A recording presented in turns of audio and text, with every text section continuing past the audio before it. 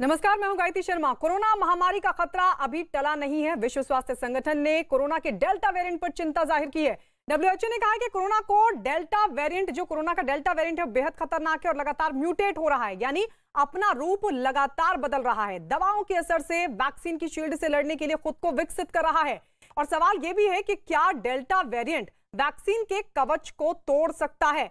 इन सब मुद्दों पर चर्चा के लिए हमारे साथ सभी खास मेहमान जुड़ चुके हैं। चर्चा में हमारे साथ शामिल हो रहे हैं मेदांता अस्पताल के इंटरवेंशनल कार्डियोलॉजी डिपार्टमेंट के डॉक्टर रजनीश कपूर, इंद्रप्रस्थ अपोलो अस्पताल के इंटरनल मेडिसिन के सीनियर कंसल्टेंट और संक्रामक रोग विशेषज्ञ डॉक्टर सुरंजीत चैटर्जी, वैक्सीन जागरूकता समिति के सदस्य डॉक्टर समीर भाटी, बाल रोग विशेषज्ञ डॉक्टर सुशील सिंगला और फोर्टिस हेल्थ केयर लिमिटेड के मेडिकल स्ट्रैटेजी एंड ऑपरेशंस के ग्रुप हेड डॉक्टर विष्णु पणिग्रही।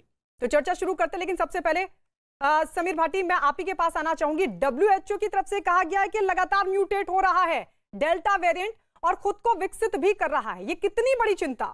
जी, बिल्कुल। जिस तरह से हम अभी बात कर रहे हैं, रिसेंटली कुछ दिनों से हम डेल्टा प्लस वेरिएंट की बात कर रहे हैं, बट जी। सबसे ज्यादा महत्वपूर्ण बात है कि डेल्टा वेरिएंट के बारे में तो हमारे पास सब कुछ पता है, उसके क्लिनिकल आउटकम का हमें पता है। और डेल्टा वेरिएंट जिस तरह से हमने देखा कि हमारे देश में सबसे ज्यादा संक्रमण का कारण था, जिसको माना जा रहा है हाईली इन्फेक्शियस था, माना क्या जा रहा है, वो बिल्कुल हमने ग्राउंड लेवल पे उसको देखा भी। और फिलहाल अभी जो डेल्टा वेरिएंट है, वो उसकी वजह से यूके के अंदर और भी काफी देशों के अंदर केसेस फिर से बढ़े हैं। और दूसरा, अभी हमारी दूसरी लहर भी पूरी तरह से नहीं गई है, तो अभी डेल्टा प्लस के बारे में तो हमारे पास उतना सारा डेटा नहीं है, ना हमारे पास उसके कैरेक्टरिस्टिक को लेके, बायोलॉजिकल प्रॉपर्टीज को लेके उस तरह का डेटा डॉक्टर अवेलेबल समीर नहीं है। भाटी, डेल्टा को जी, लेकर जी। सर मैं एक बार फिर से साफ कर देती हूँ। ये डब्ल्यूएचओ की तरफ से डेल्टा को लेकर कहा गया है, डेल्टा जी, को जी, लेकर जी। ये कहा गया है कि डेल्टा प्लस तो वो एक नया वेरिएंट सामने आया, उस पर रिसर्च चल रहा है, लेकिन डब्ल्यूएचओ ये कह रहा है कि 96 देशों में डेल्टा वेरिएंट पाया गया है और ये लगातार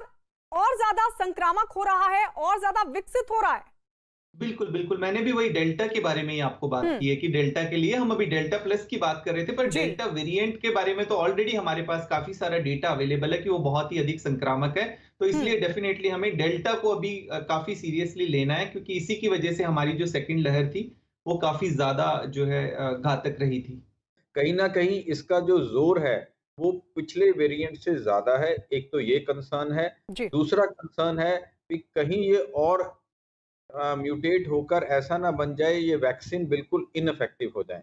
तब हम्म। जो अभी तक का हमारा प्रिपरेशन है, वो फ्यूटाइल हो जाएगा। हम्म। बट अभी तक ये है कि हमें और प्रिकॉशन लेने का ज़रूरत है। अब ऑस्ट्रेलिया में कोविड बिल्कुल पूर्ण रूप से कंट्रोल कर लिया गया था ऑलमोस्ट। हम्म। अब डेल्टा वेरिएंट के 20 केसेस पाए गए, तो उन्होंने अलग-अलग सिटीज़ को लॉकडाउन कर दिया। डॉक्टर समीर भाटी, मैं आपके पास आ रही हूँ। डॉक्टर रजनीश कपूर ने जो कहा, उन्होंने कहा कि आप हो सकता है कि जब म्यूटेट होकर वापस से लौटे तो हो सकता है और डेंजरस हो। लगता है आपको ऐसी भी संभावना है, इससे इनकार नहीं किया जा सकता? हाँ, देखिए, इसमें जिस तरह से हम बात कर रहे हैं, जो डबल म्यूटेंट था हमारा डेल्टा वायरस, जिसको नाम दिया गया है, और डेल्टा वायरस की वजह से हमारी सेकेंड वेव हम्म। आई थी, और अभी सबसे ज्यादा जो प्रोमिनेंट है वो डेल्टा वायरस है। हम्म। डेल्टा के अंदर जो म्यूटेंट हुआ है, उसको हम डेल्टा प्लस कह रहे हैं, क्योंकि डेल्टा वायरस बहुत ज्यादा इन्फेक्शियस था, इससे बहुत ज्यादा ट्रांसमिशन हो रहा था सब कुछ, तो इसलिए इसको वेरिएंट ऑफ कंसर्न माना जा रहा है। हालांकि हर देश अपने हिसाब से अपना वेरिएंट ऑफ कंसर्न मान सकता है। अभी फिलहाल हमने डेल्टा प्लस को भी वेरिएंट ऑफ कंसर्न कह दिया, बट हाँ, जैसा डॉक्टर साहब ने बताया है कि वो म्यूटेट तो करता रहेगा।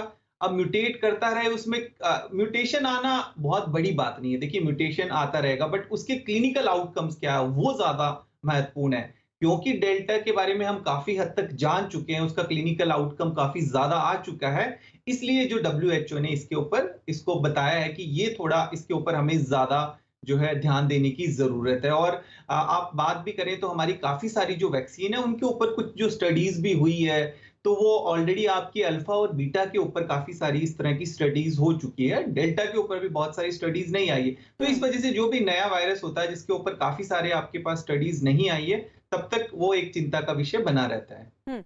तो we'll have to still see, time would tell us, ये टाइम बताएगा कि ट्रांसमिसिबिलिटी, जिसका लिए हम लोग सोच रहे हैं कि डेफिनेटली ज्यादा ट्रांसमिसिबिलिटी होगी, इसमें हो सकता है कि लंग्स को ज्यादा इफेक्ट करेगी, ऑक्सीजन की रिक्वायरमेंट ज्यादा होगा, ये सीरियस इलनेस होगा।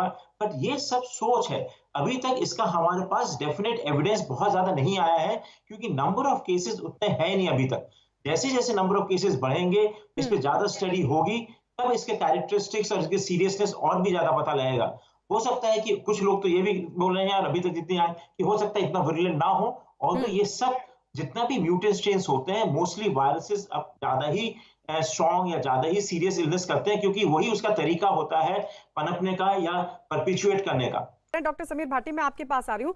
आप कैसे देख रहे हैं? क्या आपको भी लगता है कि लक्षणों में बदलाव, क्योंकि अगर लगातार म्यूटेंट सामने आएंगे, वेरिएंट सामने आएंगे और अगर और ताकतवर बनकर ये वेरिएंट लौटता है तो क्या लक्षणों में भी बदलाव हो सकता है? क्योंकि अगर लक्षणों में बदलाव होगा तो जाहिर तौर पर ट्रीटमेंट उसको लेकर भी कहीं ना कहीं परिवर्तन करने की जरूरत पड़ेगी और फिर उसी हिसाब से तैयारी भी होगी। जी बिल्कुल। देखिए, अगर हम इसमें बस मोटा मोटा कंपेयर करें जो हमारा फर्स्ट वेव थी और जो हमारी सेकंड वेव थी, उसमें मेजरली सेकंड वेव में हमने देखा था कि हमारे जो गैस्ट्रो इंटेस्टाइनल सिम्टम्स थे वो एड ऑन हो गए थे, जो पेट से संबंधित प्रॉब्लम जो कि हमारी फर्स्ट के अंदर नहीं थी, है ना। तो वो एक इस तरह का चेंज था। बट अभी जिस तरह से हम बात कर रहे हैं, ओवरऑल सभी पैनलिस्ट ने बताया कि डेल्टा प्लस को, इसलिए डेल्टा प्लस के लिए कुछ कह रहे हैं कि वो शायद थर्ड वेव का एक कारण हो सकता है। पहली बात तो डेल्टा प्लस को वेरिएंट ऑफ कंसर्न भी इसलिए माना जा रहा है क्योंकि डेल्टा बहुत ज्यादा इन्फेक्शियस था। तो ये सब चीजें अटकलें लगाई जा रही है। बट हाँ, इसके अभी कुछ लक्षण में चेंज होगा कि नहीं, ये कहना तो बहुत ही जल्दबाजी है, क्योंकि अभी सबसे ज्यादा जो प्रोमिनेंट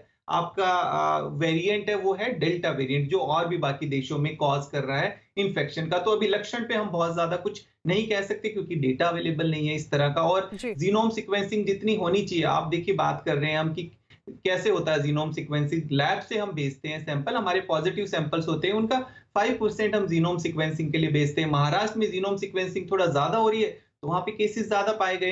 हो सकता है अभी जो हम नंबर दिखा रहे हैं उससे ज्यादा नंबर हो डेल्टा प्लस वेरिएंट के, बट अभी फिर भी हमारे पास उतना डेटा नहीं है कि हम इसके लक्षण के बारे में बात कर सकें। कि जो वैक्सीनेशन करवाएगा वो इस डिजीज से बचने का एकमात्र उपाय है। और जहां तक बच्चों का सवाल है, यदि जिसकी हम हर्ड इम्यूनिटी की बात करते हैं, यदि 60 to 70% लोग वैक्सीनेट हो जाते हैं तो वायरस अपने आप से उसका ट्रांसमिशन रुक जाएगा और वायरस का डेड एंड होगा, क्योंकि जो वैक्सीनेटेड लोग होंगे उनके अंदर वायरस जब एंटर करेगा तो एंटीबॉडीज ऑलरेडी बनी हुई है और वायरस को किल कर देंगी। तो इसीलिए वायरस नहीं चाहता कि वैक्सीन से बचने के लिए म्यूटेशंस होती हैं, एंटीबॉडीज अपने आप को सर्वाइव करने के लिए वायरस म्यूटेट करता है। तो यदि एडल्ट भी वैक्सीनेट हो जाएं तो बच्चों की प्रोटेक्शन हो सकती है। इस तरह से हम अगर एफिकेसी की मोटे तौर पर बात करें तो कोविशील्ड आपने देखा होगा कि सेकेंड वेव के टाइम में सबसे ज्यादा कोविशील्ड लग चुकी थी लोगों को। इवन हम हेल्थ केयर वर्कर्स की भी बात करें तो ज्यादातर सब में कोविशील्ड, क्योंकि कोविशील्ड सबसे ज्यादा उपलब्ध थी।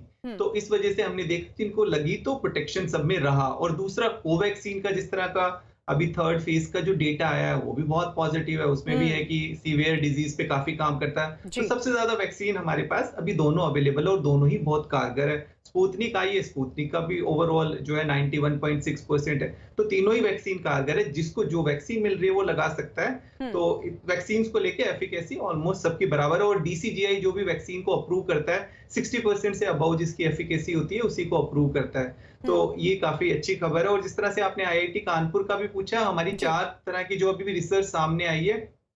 राइटर्स सर्वे ने बोला है कि अंडर 18 का जो एज ग्रुप है वो रिस्क पे थोड़े रहेंगे। और एम्स एंड WHO की स्टडी ने कहा है कि बच्चे ससेप्टेबल नहीं होंगे, सभी लोग बराबर ही ससेप्टेबल होंगे। और जबकि महाराष्ट्र टास्क फोर्स ने कहा है कि 8 लाख से ज्यादा केसेस आ सकते हैं, जबकि आईआईटी कानपुर ने, तो सबसे महत्वपूर्ण बात जानने वाली यह है कि सभी ने कहा है कि थर्ड वेव आ सकती है, बट थर्ड वेव की इंटेंसिटी कितनी होगी, उसका एम्पलीट्यूड कितना होगा, वो हम सब पे निर्भर करता है कि उसको हम कितना मिनिमाइज कर सकते हैं। बिल्कुल। डॉक्टर समीर भाटी, जल्दी से, क्योंकि आप तो अवेयरनेस कमेटी के सदस्य भी हैं, सर किस तरीके से अपील करेंगे? जी बिल्कुल, जिस तरह से हम बात कर रहे हैं, वैक्सीनेशन तो की है और अभी पूरी तरह से हम अगर फर्स्ट एक सिंगल डोज भी लग जाए तो उसको भी काफी बड़ा प्रोटेक्शन माना जा रहा है। तो वैक्सीनेशन ड्राइव स्पीड अप रहेगी। और साथ के साथ हमें अपनी सिस्टम्स को भी सभी को अलर्ट रखना पड़ेगा। हमारी पब्लिक हेल्थ डिपार्टमेंट जो भी है, सर्विलेंस उसी तरह से चलता रहे, टेस्टिंग उसी तरह से चलते रहे, दोनों काम साइमल्टेनियसली, क्योंकि कहीं ना कहीं अगर संक्रमण आ जाता है तो हमारी टेस्टिंग वैक्सीनेशन ड्राइव कम हो जाती है। तो दोनों को साथ के साथ चलना पड़ेगा। आप सभी का बहुत बहुत शुक्रिया और डॉक्टर्स डे की भी आप सभी को बहुत बहुत शुभकामनाएं मेरी तरफ से। डॉक्टर समीर भाटी, बहुत बहुत शुक्रिया।